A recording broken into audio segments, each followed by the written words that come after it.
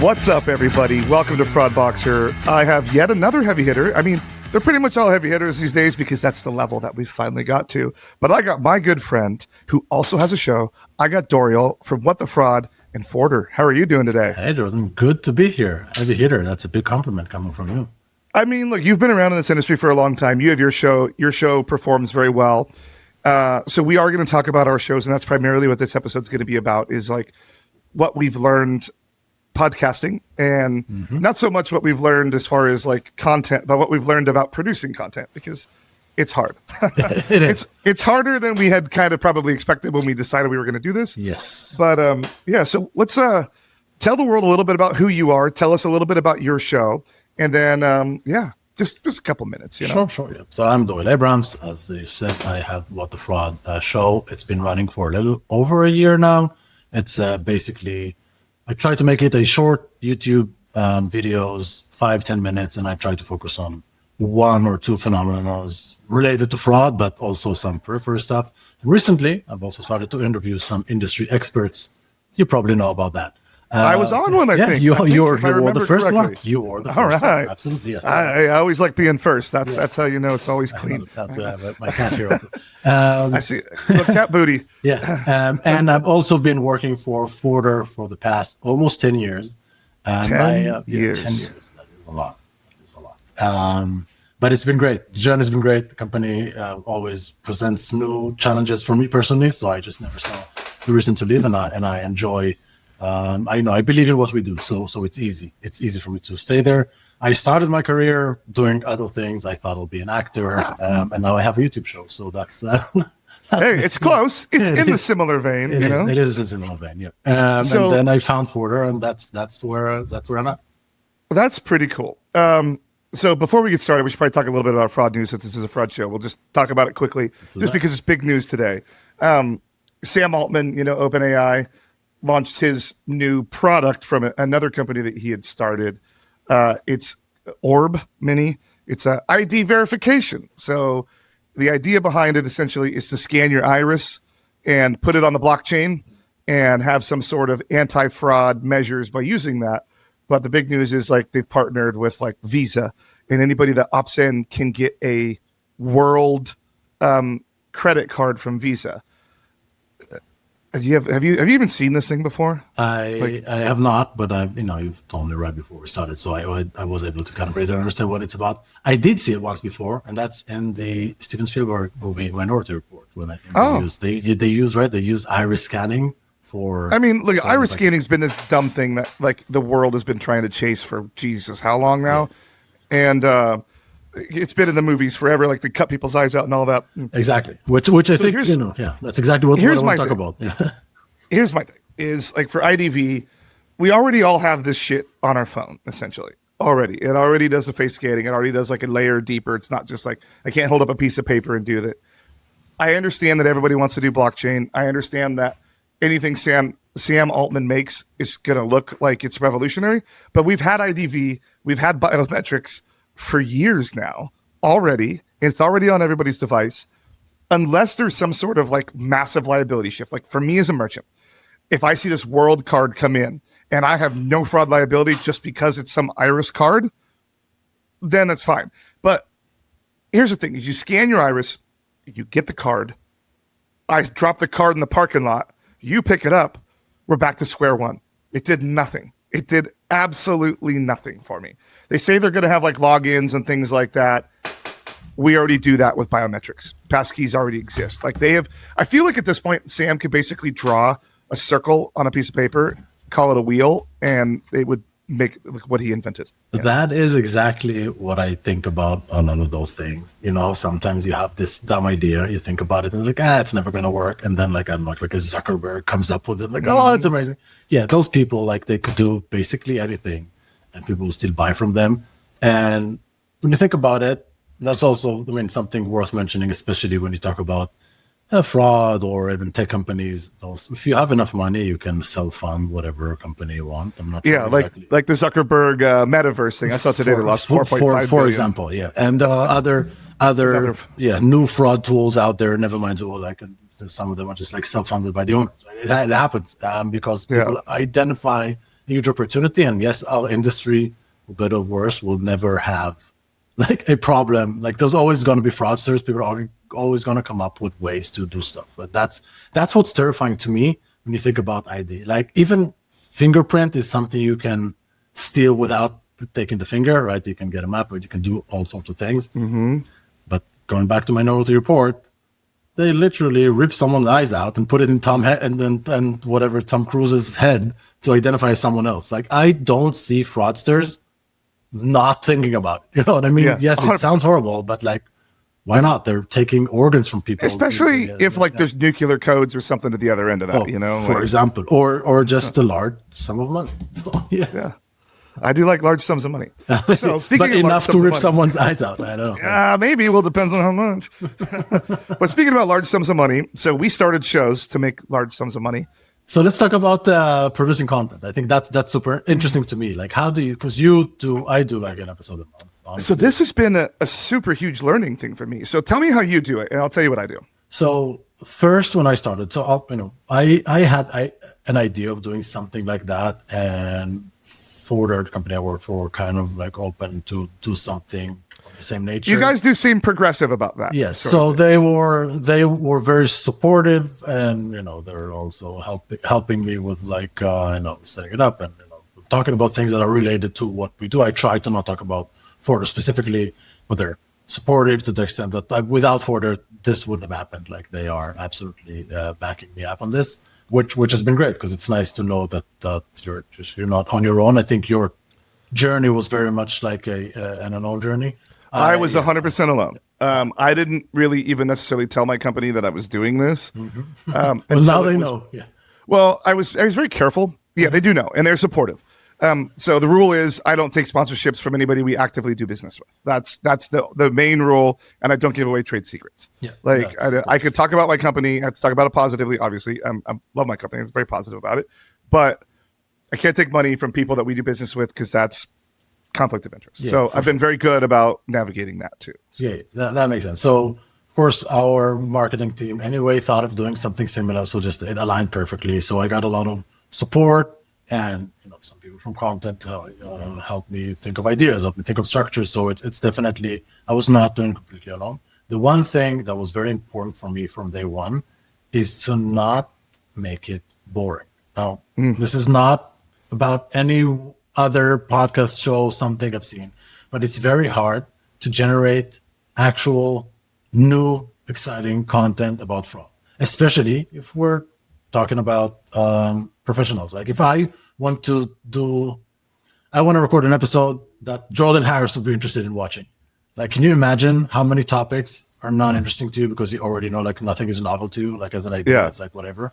So that was my biggest challenge. I'm sure you probably dealt with that. Yeah. So my thing was when I started this is I was having really cool conversations on the phone with people. Like they'd last like an hour. I'm like, dude, if I recorded that like people would probably love to listen to that. And a lot of times, like I have to be careful because like I like talk shit, and so like, You do? I didn't notice that. Yeah. Yeah, it's this byproduct of life. Yeah, of your life, definitely. Yeah. It's a fair point. Is I lose sleep before I release an episode. Is anybody going to care? And like I've done so many of these now that they start to blend together, and I forget a lot about what I talked about. So thank you AI for transcribing and helping me with that these days. Like I'll do like the bullet points from AI. And I'm like, I totally forgot we even did that whole section. But I've just done so many of these. But you know what's crazy is like I will record something. I'm like, this is the best work I've ever done. Nobody cares. Oh yeah, but I'll do one where like we just riff like this, and it's gangbusters. And that's why like the Cambria and I ones do so well. Is because her and I have really good chemistry as far as these conversations go. She makes fun of you, so that's always everybody. Yeah, and I do like the little deprecation there every once in a while. But it's like it makes for like you can tell we're excited and we're passionate about what we're talking about, and that makes for better content than when I'm just interviewing somebody that like I've never met or I've met once. I don't know that much about their product, because I am fortunate that I don't always have to find my guests myself. Yes. I have a decent amount of inbounds from PR companies wanting to place people on the show. That was not something I ever expected either. I thought it was going to be challenging. But so sometimes that leads to me not knowing the guests or knowing the product super well. But I want to hear their story. And I'm not always super positive about products or things, you know. Yeah. I know. But as I try to be fair and impartial, but I also try to not like just shit on everybody's idea. I try to offer suggestions about what they should do, you know. Yeah, for sure. No, I mean, part of what makes your show interesting is that it's you. Like, you know, for better or worse, it's your opinions, it's your demeanor. And not everybody's going to like me. Yeah, and that's totally fine. I understand that. Like, but, I understand. I see like the comments from like MRC things. Like, there's, you know, what's really great about that is there's multiple shows in this space. So if you don't like mine, you could go watch Carice, you can go watch you can go watch Ivan, you know, like there's other places to get the content if I'm not your flavor, and that's totally fine. I like the way that I record my show. I like the way that I do my show. A lot of people do. If that's not for you, it's totally fine. I'm not mad about it. Like, no, for sure. Again, I think it's good, especially when you're interviewing someone who's there to talk about their amazing product, and you see whatever poke holes in it. If you find it right to do so, it's more interesting to watch than a scripted PR interview when someone just walks through the amazing things that they do. Now, I'm safe from that because, I mean, quite honestly, I'll never have someone on my show to pitch. To pitch something. That's not because I'm, you know, backed by Forder. So it's like I don't pitch Forder, but I also am not interested. So let's talk about that. Yeah. So I've watched several companies several solution providers try and start a podcast. Yours is the only one that gets traction. And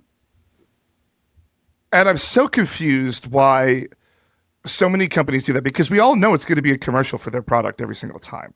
Now, that's where yours is different. Like your Christmas one, I think, was one of the best examples, like your Black Friday one.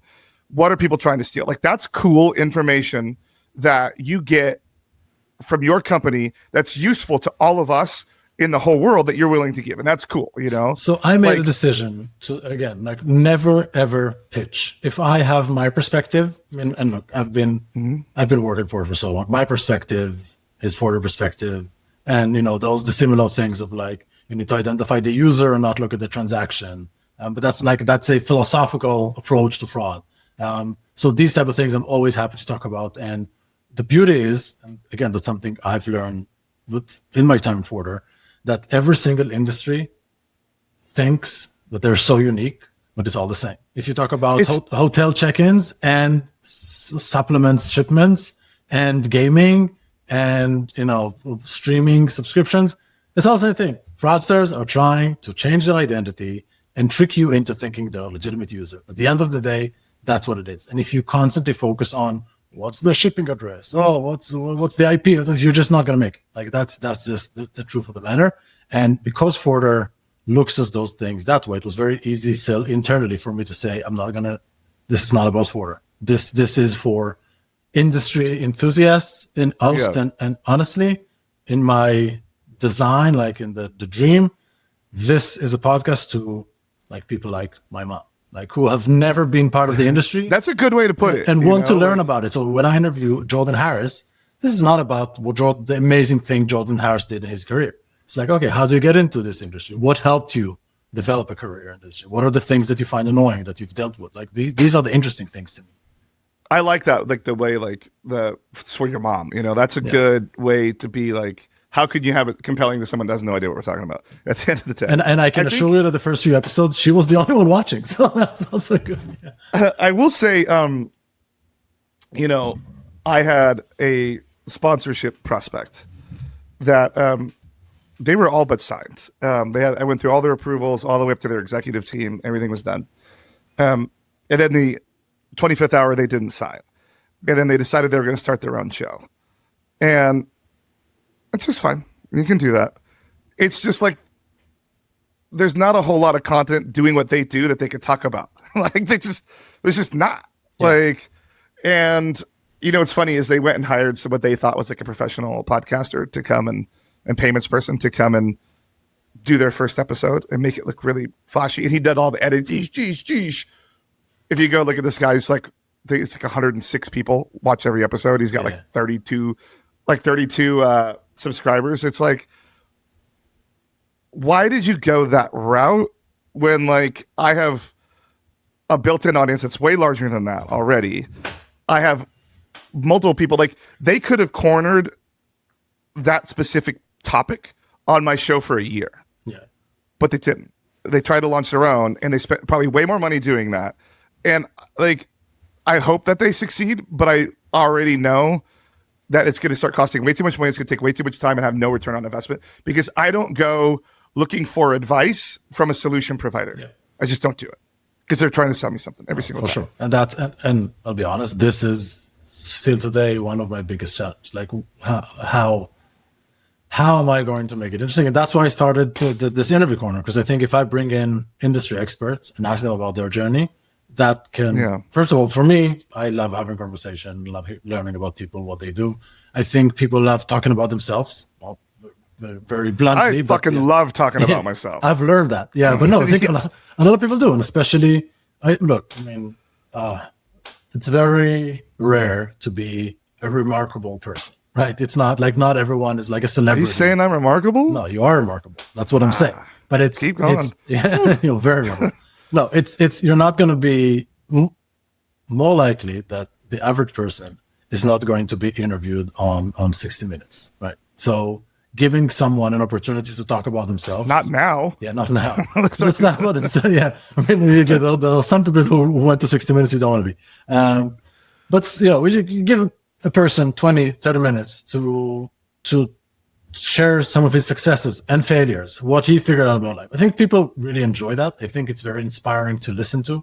And especially when you're thinking about our industry, it's so, I'm not going to say the F word, but it's so amazing that no one thought they're going to do it. Like there is not a single person that I would talk to, not one, say, oh, my dream was to be a fraud fighter. Not a single person. Whereas other industries, I mean, it's like, oh yeah, sure. I went, I did econ, and now I'm in finance. Well, I went to study med, now I'm a doctor.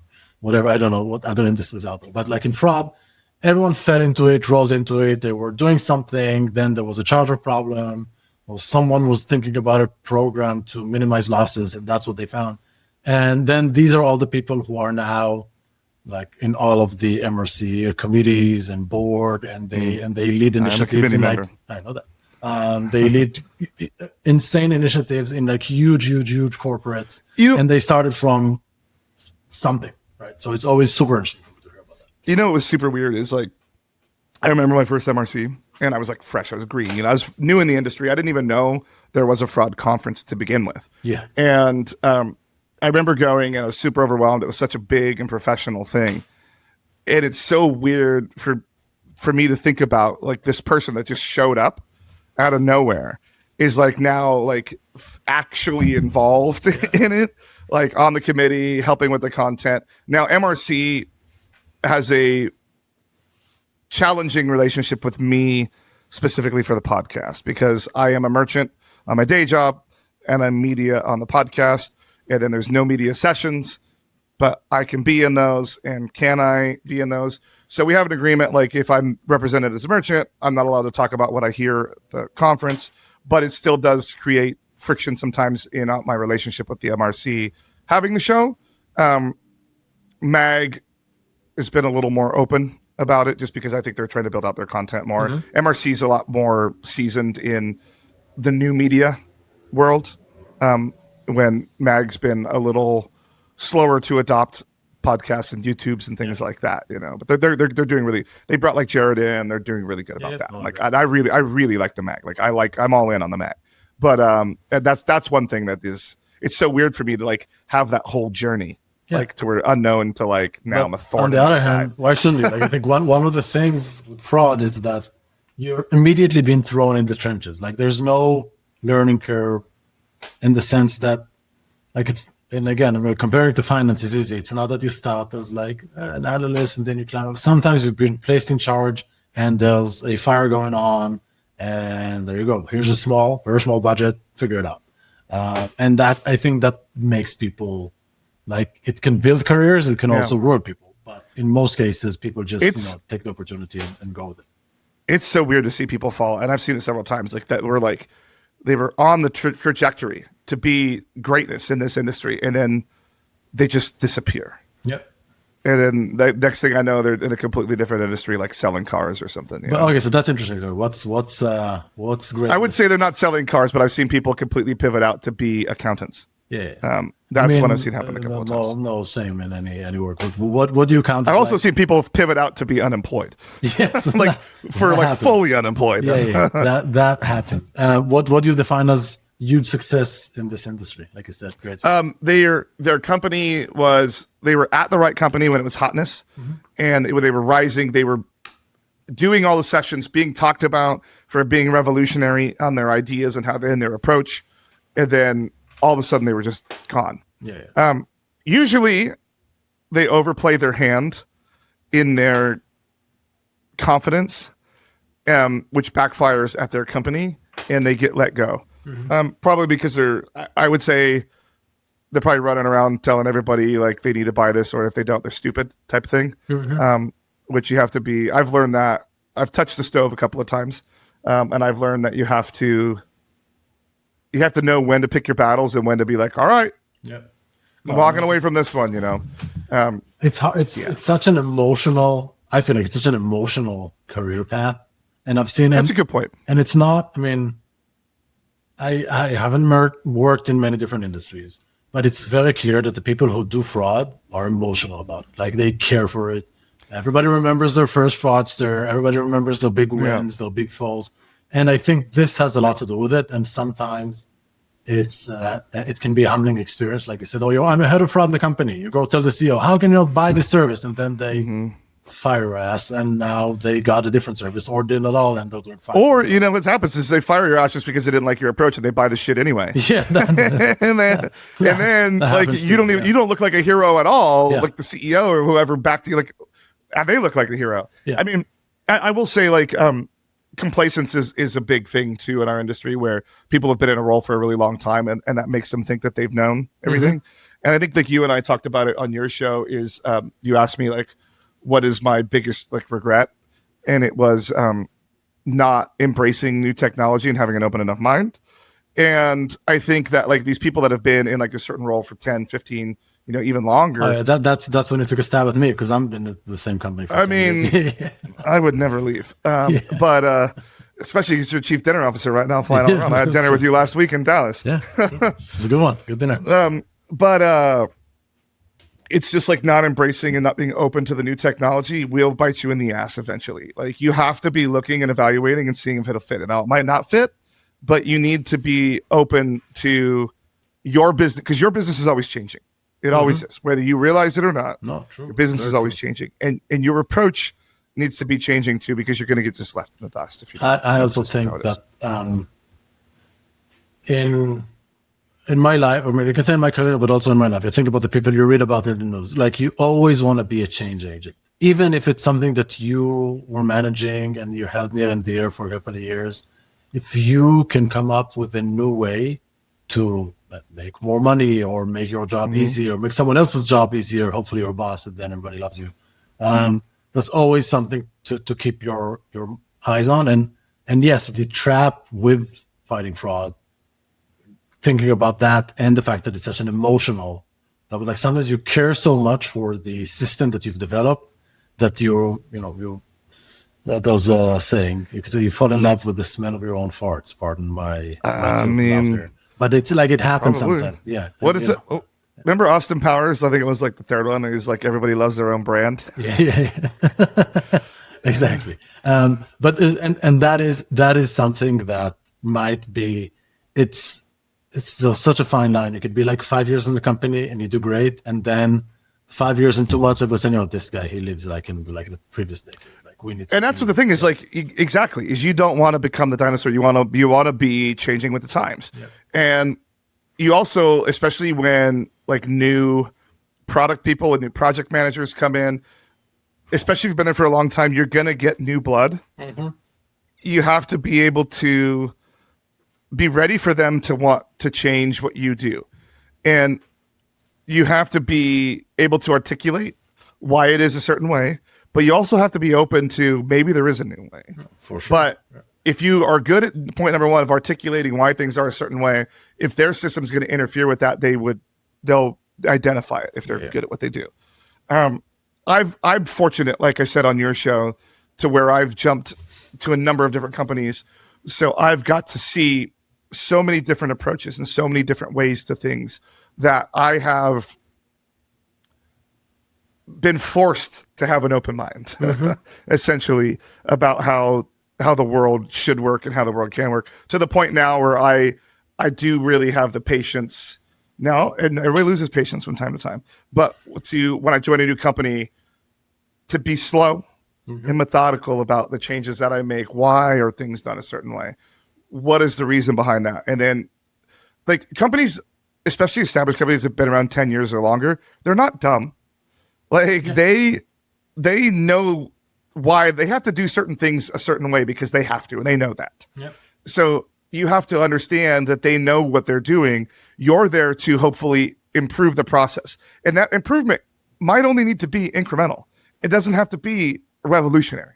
It could just be a little bit, as long as it's improvement. And I also think that people don't realize it often. And I think in our industry a lot, but it's something that I have a lot of peers obviously works in sales.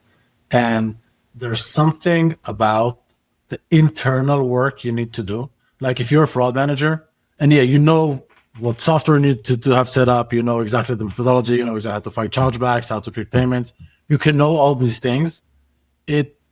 It's worth nothing if you cannot sell this idea internally.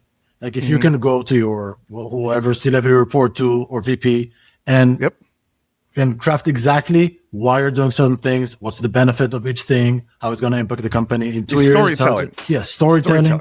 Yeah, storytelling, or again, selling. I'm not afraid to call it selling, but it is like, so this is the craft. This is the work. This is what you need to do. So that's where, especially me as a department leader, like a department head, it is my job not only to remove blockers, servant leadership style for my staff, to make sure that they have what they need. That's probably 70%.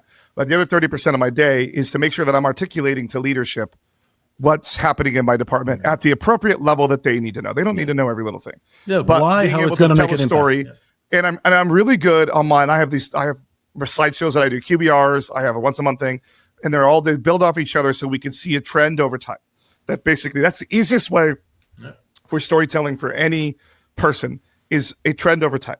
It basically will show you you're going in the right direction or not, depending on where you want to go. And that's how to really build a foundation for chargebacks people. What's your chargeback rate? What's your win rate? Easy enough. For fraud, what's your chargeback rate again? But what's your order approval rate? What's your decline rate? What's your false positive rate? And if you track those things, that's what leadership cares about. For sure. That's what you should care about as a leader and are you telling the story over time? What's it going on? And then when you see it go off, put in your little summary. This is what we're doing to right the wrong. Yeah. And it's all about communication and how you present what you're doing. I mean, I remember in my heydays as a young fraud analyst, sometimes you'd screw up and you expose, it's part of the gig. And you expose company to potentially $10,000 or maybe more dollars in losses, fraud. Mm-hmm. It happens.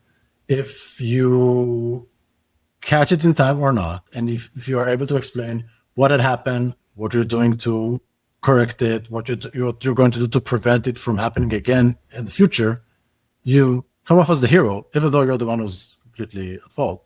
But if you are saying, here's what happened, we had some sort of a loophole, and for whatever reason, this had happened. Here's what I'm doing. Solved it. Yeah, I've solved it, and I'm going to make sure that it's never going to be. Yep, that's no what I do. Do it again. That's about it. And you can say, I made a mistake, but the fact that my mistake, like something enabled this mistake to happen. Here's what I'm doing to make sure that no one else will be able to do that mistake again or similar mistakes. That's a success story, because you've essentially, from creating a problem, you actually identified the loophole and you fixed it. So it's all about how you position things. I mean, it's not always going to work. Depends on how big the problem you created. Yeah, that's true. But yeah, I mean, I've heard of people who did. But you also see it with people who are not like mid-level in their career, and I definitely don't see myself as some sort of a veteran, but you see people who immediately are being bumped up to leadership level, and they always have everything planned out, and they're getting more team members, and they're able to just show these cool reports, and you can see that they think about what they do and how they'll tell the story of what they're doing. And some people get lost in the day-to-day hustle, which, again, depending on the urgency, can sometimes be okay. But if you want to build your career, the focus should be on internal stuff. I do see, like, you see people, especially at the conferences, that are like frustrated. They're like, oh, it's always a fire drill. Yeah. And it probably is for them, but it always makes you wonder, like, are they articulating their needs correctly to their leaders? And they'll always say, well, there's no budget. But I mean, I've found budget if I'm able to demonstrate how big the problem really is correctly. Yeah, I mean, no matter what. It's always funny to me. I mean, that's also something internal to talk about. Like, if I hear from middle school, we have no budget. It's your company. We don't have no budget. What do we like? Let's make a case for a budget. I mean, it's not. It depends on what you're asking for. If it's budget to have ice cream all day long, maybe not. Exactly. If you can justify how ice cream makes everyone's job more efficient, then maybe there is a case to be made here. But it's always, like people who constantly say there's not enough budget, or I'm on the fire drill, or it's like it consumes all of me. It's like, it's fine, I understand that, but that's not the way to excel in any industry, but definitely not here. Hey everybody, Jordan jumping in here just for a second to remind you about this week's sponsor, Disputed. Disputed AI is their company, and the best thing about them is they're former merchants themselves. So when partnering with this particular sponsor, I was looking for someone that knows exactly what I'm going through when I deal with chargebacks every single day. Disputed has the most advanced chargeback management platform for enterprise. They're backed by extensive expertise and a commitment to partnership to get you the best possible results. Their platform analyzes the root cause of each chargeback and evaluates whether and how to fight and even the win probability.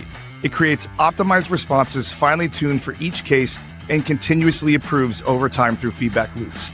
Disputed AI is my first choice when looking for a partner in the space. Come see today an intelligent approach to disputes by visiting www.disputed.ai.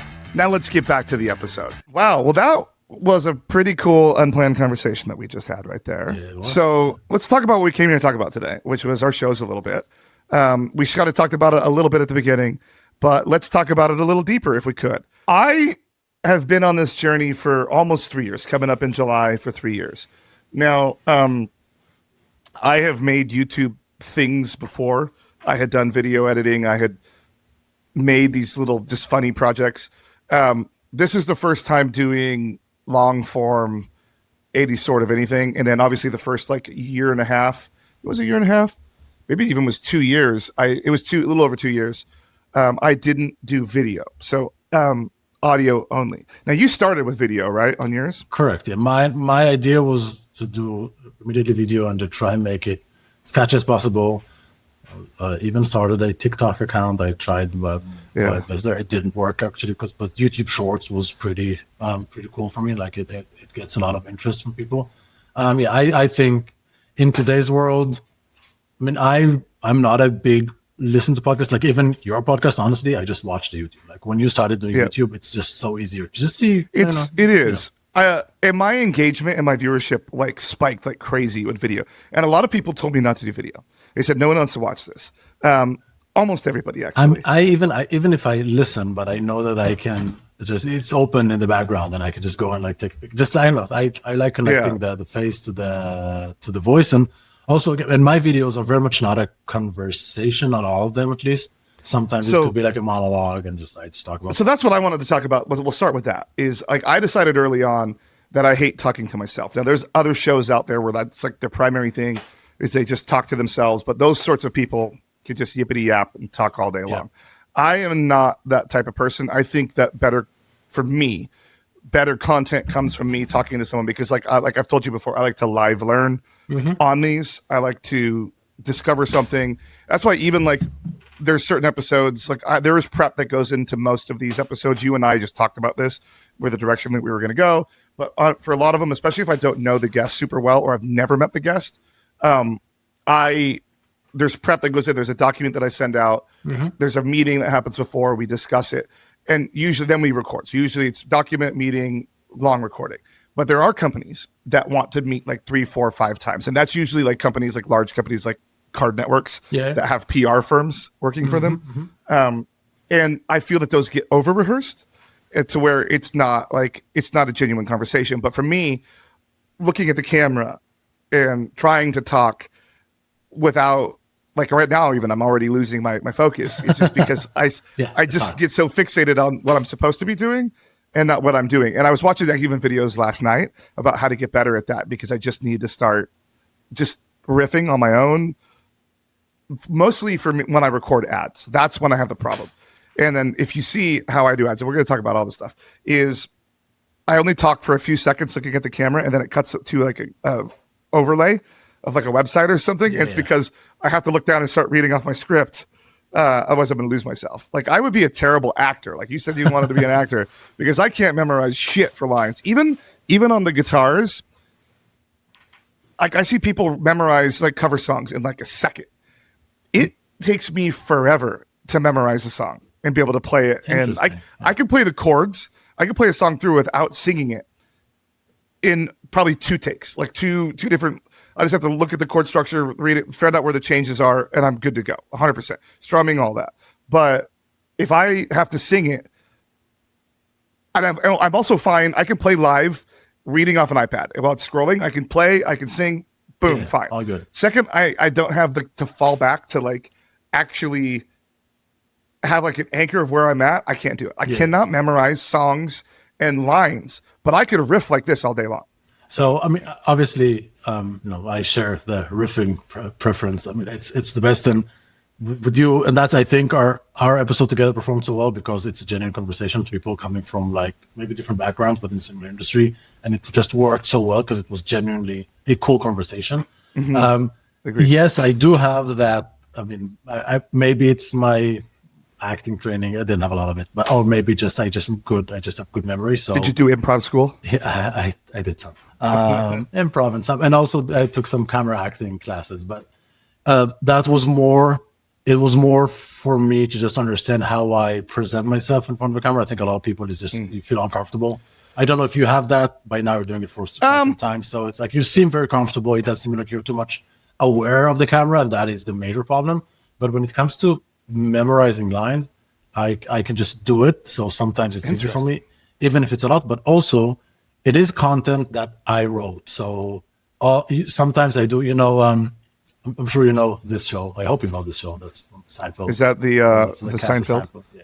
I know you don't know the Beatles. I hope the Seinfeld. You know. Seinfeld. I wouldn't. I almost thought it was a Beatles shirt when he first got on. I'm not gonna lie. I'm like, I don't think there was a short fat one. I think we were all like about the same skinny. Chubby, not fat, chubby. Oh, that's right, chubby. So it just reminds me of Curb Your Enthusiasm is a show that's known for not having a script. He has situations, and then the actors just act it out. So it's kind of similar to how I write my content. I'm like, okay, it's going to be, I don't know, a 5 parts episode, a minute each. Here I'm going to talk about setting the stage. This is the problem we're going to talk about today. Here, where it meets professionals in the business. Then see what are the typical solutions to that. 4, what are the problems with those solutions? And then 5, like advice or some tips. And then I write bullet points. So I do riff off of it, but I have an outlay of what I'm planning to talk about, and that made it very easy for me. And it seems like I'm not reading off a script. It seems like I'm just talking. So that's what I like when I have guests that come on and we on the prep document. I have like sections and I have like approximate times that the sections need to last. I like when they just put like a topic essentially instead of like a script out, because then I could be like, well, tell me what that means, and then they get going, and then I can be like, oh, tell me more about that. What does that mean? And that makes for a more genuine conversation than for sure when they're reading off the script. That's as long as you have the right person in front of you. Because sometimes, and sometimes like when I have like larger companies, they have very specific people that they want to come on the show because they have a high title, and that might not necessarily be the right person to talk about the product always, but it's who they want, and that's their right because they're talking about the product. And that's just something that I've had to learn and understand. Let's talk about our first episodes. Let's go all the way back. Yeah. So we both decided we were going to do this. So we bought product, right? What kind of, did you buy that mic that you have right there, or did you buy a different mic? So I did buy this one, but honestly, I just recently started using it for my interviews. So I have a clip-on. I think I have it here. Like you have the Rode one, right? Yeah, clip-on. Honestly, cheapest on Amazon. It works the best. It has this fairy cover, so it's good with wind and stuff. You clip it on. Essentially, it comes with those 2 clip-ons and 1 dongle that connects into your phone. It's not the Anchor work, is it? No, I don't think so. Okay, because there's like there's I guess the Rode one. It comes like, so I use the Anchor works. They're like, they look like 2 little hockey pucks. And I have a bunch of them, so I could mic up a bunch of people. And then they have like huge range. And then same thing, a dongle that could go into an iPhone, USB-C, and that's great. And then you can set it. Oh, it also records to the thing itself, which I normally do. I don't like to get a computer involved when I'm like out in the world recording. Honestly, in today's world, I'm for whatever reason an Android user. The cameras are so good. Usually I do the selfie camera with like the portrait video, and it looks like a studio. So my first one is I just bought a $50 mic on a little thing, and I was like, had a cradle and all that, and it didn't sound great. It had a printer cable, USB-A plug-in to like the printer cable thing. So it was kind of weird. When did you start recording? 1920s, right? I was like, geez, man, it's like a dot matrix microphone here. But what was crazy is there's a guy in our space, Derek.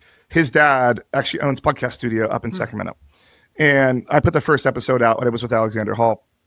He's like, hey, can you talk to my dad? And he's like, just for 30 seconds or 30 minutes, I mean.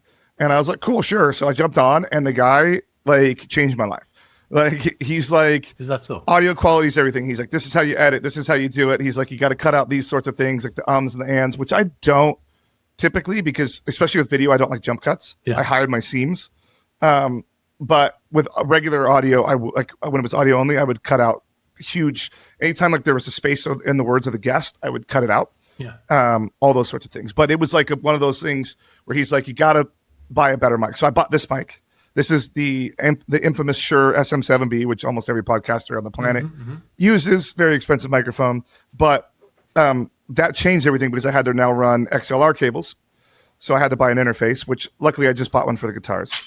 Now I have a bunch, just because you never know what kind of situation. This is like, I've made heavy investments, but I tried to run it for 2 episodes without an amp. And this only works if you're going like directly. It's a very sensitive microphone. So you're not always supposed to preamp it, especially when you're recording music, but these sorts of situations you have to. So now I preamp it with a cloud lifter with the phantom power, which it adds 25 decibels gain in there, and it like makes this mic come alive for podcasting. That's you are like light years ahead of me. I'm so bootstrapped. I did this by my 5th episode. My 5th episode, I was all in on this stuff, just because when you hear how the audio sounds, it's so much better. Now this is where it gets crazy and things that I've learned. And sorry everybody, this is all about what we learned on podcasting. That's just what this episode's going to be. But I can't control the audio on the other side. So I can sound great. And now that I have it dialed in pretty good, and I use software to really clean it up, get rid of any other echoes, especially this room, my old room I had sound deadening in, but this room I don't. And I just don't want to add it to this room because I can use software to clean it up easier than make my room look like dog shit. AI today. So. But the guest, now I've been able to do a tremendous amount on the guest side to make it sound better now with the new AI. But some of my earlier guests, I would always pray and hope that they would use AirPods or use the plug-in ones, just because I can do a lot more with that in post. And I used to do it by hand. Low pass filters, high pass filters, all of that crazy, even out the gain. It was nuts. Now software does it for me, which is helpful. But it was rough at first because I could sound great, and then the other parts would sound like someone's underwater. Well, you had luck having Alexander Hall as your first guest, because he has a voice that was made for radio. And he's got the low booming voice. He's got a great setup. And I go back. Actually, I was going to start messing with my episode with a guy named Steve Ashton that did the emotional intelligence episode with me. He's since passed away, but that episode was before I was using the preamps, and I really liked that episode. So I want to even out my audio to his audio. So now that I have the software, I just need to spend some time bringing my levels up without blowing myself out on there. But so what's some of the things that you've changed since you've started, or like in that area? So, I mean, in terms of the production, like the audio, video stuff, I started the recording with this because I think it changes. it's maybe people who are listening to this or watching this and say, what the hell are they talking about? These things are so important. I think you're as a listener, you're almost not aware of how much, like the gain or the echo impacts the ability to listen to someone talk. It affects the entire ambience of your listening. So even this is the Yeti mic. A lot of podcast stills, or at least those are ones have and they're cool because you can set them on the table. Yeah, and like a lot of people that just do Zoom calls set them out of frame. And because you don't always want this hanging in your face. Yeah, but now, for podcasts, it's nice. Yeah. Now I can crank up the gain on this and pull the mic down, but the audio's going to suffer. You're going to hear me come in and out, and you don't want that. You want it closer to my face so you have a pretty consistent. Yeah. And this has setup, so this has different setups that it can essentially you can increase or decrease like the gain, but also it can record from this end or that end or this. So if you can record two people, if that's on the center table. Oh, so you can just put it in the middle. Yeah, you can just put it in the middle. You can just record me or whatever. So it's pretty cool. Very easy to operate. Then one of the things too that I did was, with like Cambria, for example, since she's a full-time co-host of that show, like that's her show with me, I sent her a microphone. I sent her a stand. So she has the Shure MV7 Plus.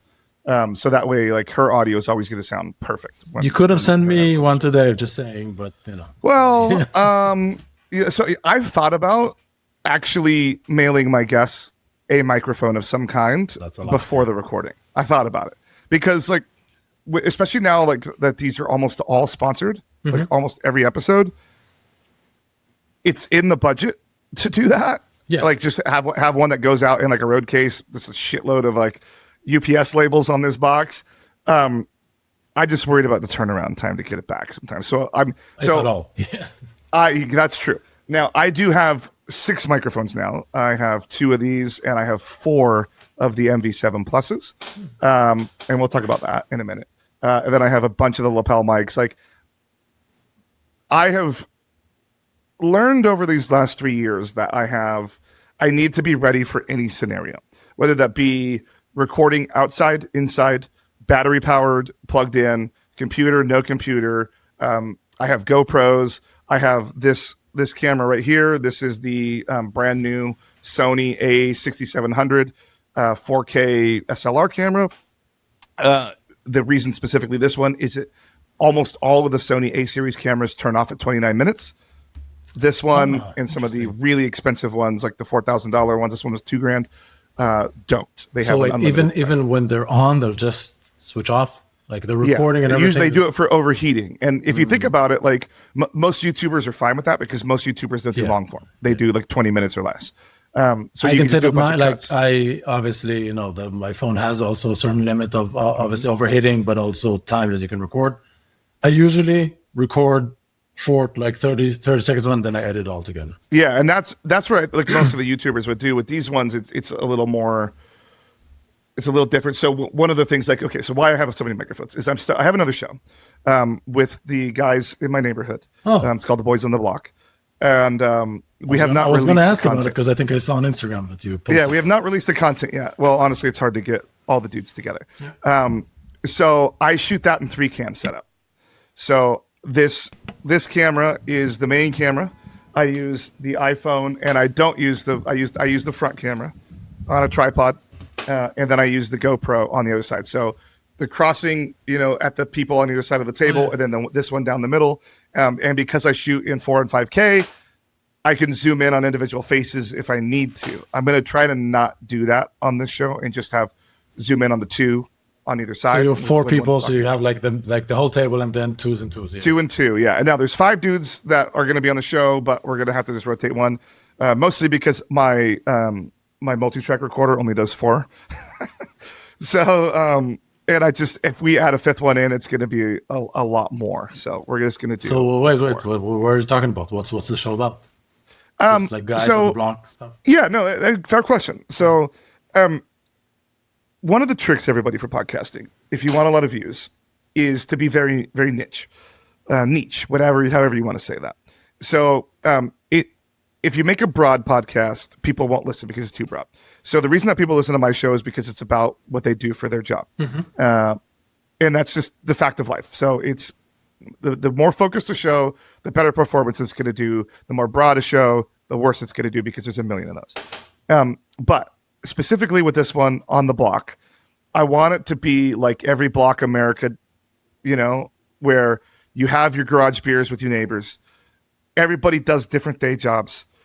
You talk shit, but you have different opinions. Like we have red, blue, we have blue collar jobs, we have white collar jobs, we have programmers, we have people that have worked their way up from like warehouses all the way to like the regional managers of like these things. So it's gonna be an interesting view at life on how a bunch of dudes can get together, hang out, have completely different opinions, make fun of each other, and make it work. Nice. So it's gonna be just like everybody hanging out in their garage, talking shit to their friends while drinking beers. So they're going to be about 30-minute episodes. It's going to be fun. I really wanted to do a show that wasn't fraud. I wanted to do a show where I get to laugh, and I wanted. Well, you do have a payments one, but it's actually not so fraud. Yeah, well, the payments one, and the Cambria one's like pretty focused on fraud, and then this one is I'm selfish. I record what I want because it's my show. But I wanted. It's really important for me to do one live. I've been doing live shows at like conferences. I've been recording live at conferences outside of doing the actual live presentations. I want to get better at recording podcasts live. And the long-term thing that I want to do is I want to open a studio. I want a podcast studio in downtown Fullerton. I want a recording booth in the window so when people are walking by, they can see these things being recorded. They can watch. I want a vocal booth, like a voiceover booth.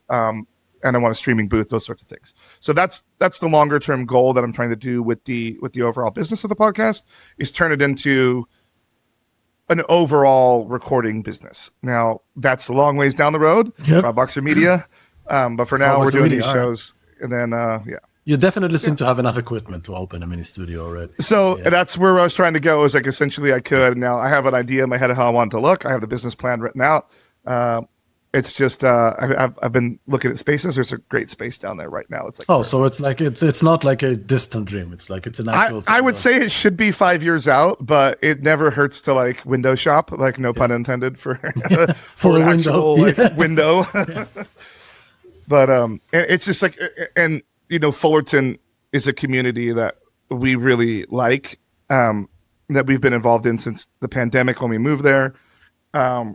It's a very local centric community. So outside of like my shows, I already know other people that would be willing to come in and record and do their own shows.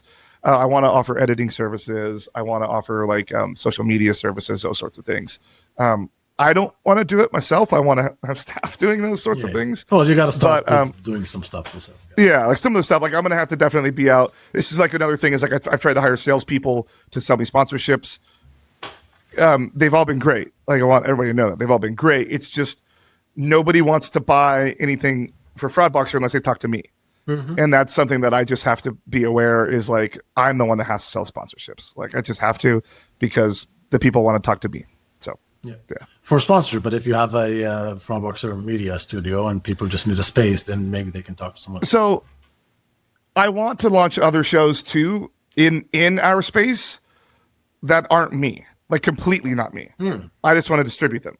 So I want other popular people to come have like their show, whatever they might be that they want to talk about. If we want a crypto show, whatever it may be, if we want a bot show, I would love to have that. So if anybody is listening to this and that's something you're interested in, make sure you have the personality for it. And if you do, like I really like look in the mirror. Do you have the personality to do this? If you do, DM me. We can talk about it. And just know that Jordan pays great, so you should definitely do it. I do pay great. I do. I pride myself. I'm not getting anything, but I think you do. You're not getting anything, but some of the other co-hosts are. The other co-hosts are fully paid co-hosts on my show. I know. They get money. I was taking a jab at you, but I think it's actually right. If someone's listening to this and wants to take off the load and get like a topic going, she will get paid. You will get paid. Now, I will get paid too. Yeah.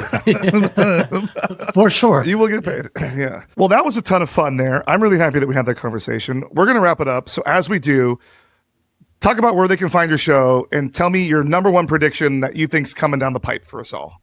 Interesting.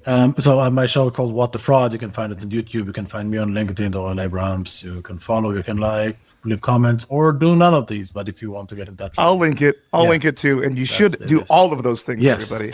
I have a nice amount of subscribers to YouTube. If you want to add one, that would be great. I'm trying to get to 10,000. I think 10, I can get there. I think I could get there by the midsummer. So there you go. I'm subscribed for what it's worth from, and I can add. I appreciate that. I saw you come across on there. Yeah, there. And my prediction. My prediction is that fraud is never going to go away, and people will do whatever it takes to defraud whatever system there is. I really want to believe that no one's going to rip someone's eye out and use their iris for scanning. But I want to say that if this becomes a key way to access funds or trade secrets or state secrets, some people definitely will try to steal people's eyes, actual eyes. So I hope no one takes mine. I mean, I hope no one takes mine too. I like mine. I didn't even wear my blue shirt today, and they're looking extra blue. Yeah. So. Well, thank you very much for coming on my show. I've been wanting to have you on here for a long time, so I appreciate that. Everybody, go give Doriel a follow. Go give his show a follow, and we'll see everybody in a couple of weeks. Yeah. Thanks, Doriel. Hey, everybody. Thanks for watching today's episode. As we all know, chargebacks suck. It's kind of the whole reason that we're here even at all. So my friends over at Disputed have made a platform to make them suck just a little less. They're former merchants themselves, so they know exactly the pain we go through each and every day when we log in and see that pile of chargebacks. They've made a better platform that analyzes the root cause of each chargeback, evaluates whether and how to fight, and even the win probability. They create optimized responses finely tuned for each case, and they continually improve over time through feedback loop. Please visit them at www.disputed.ai or scan the QR code on the screen right now to learn how an intelligent approach to chargebacks is the right approach. Again, that's www.disputed.ai, and I want to thank them for making today's episode possible. We'll see you all in a couple of weeks.